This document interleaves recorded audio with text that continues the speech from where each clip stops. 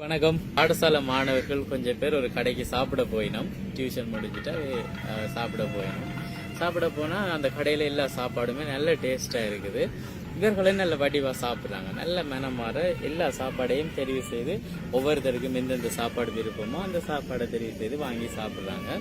சாப்பிட்டு எல்லாம் மூடிய கேஷ் கவுண்டர்னு சொல்லுவாங்க தானே, அந்த இடத்துக்கு போய் கேட்குறாங்க கணக்கு எவ்வளவுன்னு சொல்லி கேட்குறாங்க.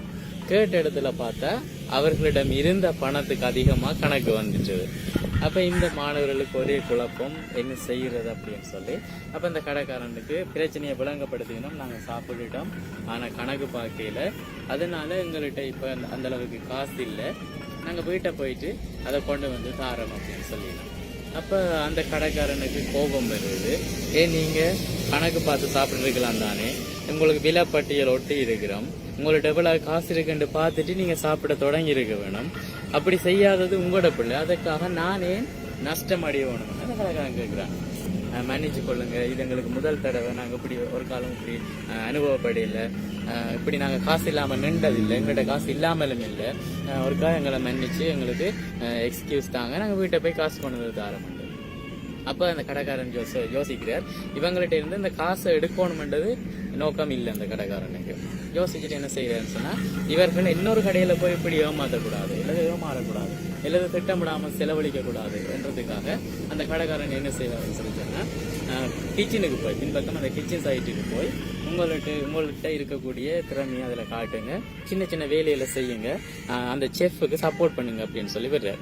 அங்கே போனால் செஃப் ஜான் என்ற ஒரு ஆள் இருக்கிறார். அந்த ஜான் வந்து இவர்களை பார்த்துட்டு வாங்க அவங்களோட கதையை கேட்டுட்டு சிரிச்சுட்டு, சரி இனிமேல் இப்படி செய்யாதீங்க, எதுவாக இருந்தாலும் பணமாக இருந்தாலும் சரி நேரமாக இருந்தாலும் சரி நீங்கள் பார்த்து செலவழிங்கன்னு சொல்லிட்டு செஃப் வேலை செய்துட்டு இருக்கார். இவங்களுக்கு சின்ன சின்ன வேலைகள் கொடுத்து வந்துருக்கான். அப்போ அதுக்குள்ள ஒரு சுட்டி பையன் இருக்குதான், அவன் அடிக்கடி பார்க்குறான். அந்த செஃப் வந்து ஒரு டைரியில் நோட் பண்ணுறார் சில விஷயங்களை. அப்போ என்னத்தை நோட் பண்ணுறாரு, அப்படி என்னதான் டைரியில் பார்க்குறாரு அப்படின்னு சொல்லி அவனுக்குள்ள ஒரு குழப்பம். சரி என்னட்டு வாய் விட்டு கேட்டுருவான். சரி என்னதான் நீங்கள் அப்படி பார்க்குறீங்க, எங்களுக்கும் சொல்லுங்கள், அந்த டைரியில் அப்படி என்ன எழுதி வச்சிருக்கிறீங்க அப்படின்னு சொல்லி கேட்பான்.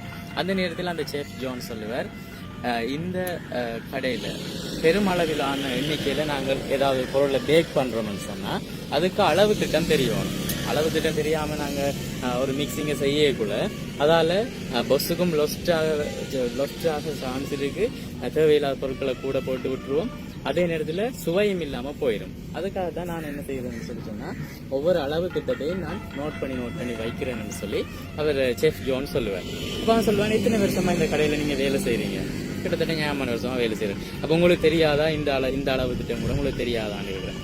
அப்போ அளவு திட்டங்கள் எதுவாக எவ்வளவு எக்ஸ்பீரியன்ஸ் இருக்கு, எவ்வளவு தெரியும்னு சொல்லி சொன்னாலும் நாங்கள் வந்து செய்ய வேண்டியது திருப்ப அதை நாங்கள் கணக்கு பார்த்து தான் செலவு செய்வோம்னு சொல்லி ஜோன் சொல்லுவார்.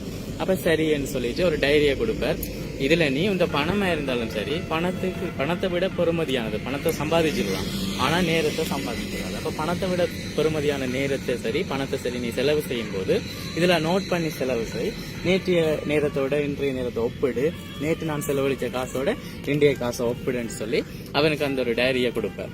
அப்ப அந்த இளைஞன் வாரான் வந்து அதன்படி நடந்துட்டு ஒரு 10 இயர்ஸ் கழிச்சு அங்க போய் அந்த குக்கை பார்க்குறான். பார்த்து, உங்களால நான் இவ்வளவு பெரிய ஆளாக இருக்கிறேன், உங்களோட அந்த அறிவுரை எனக்கு மிகவும் பயன்பட்டது என்று போய் நன்றி சொல்றான். நாங்கள் நன்றி சொல்றதால கிடைக்கக்கூடிய நன்மைகளை எல்லாம் பல ஸ்டோரிஸ்ல பார்த்துருக்கிறோம்.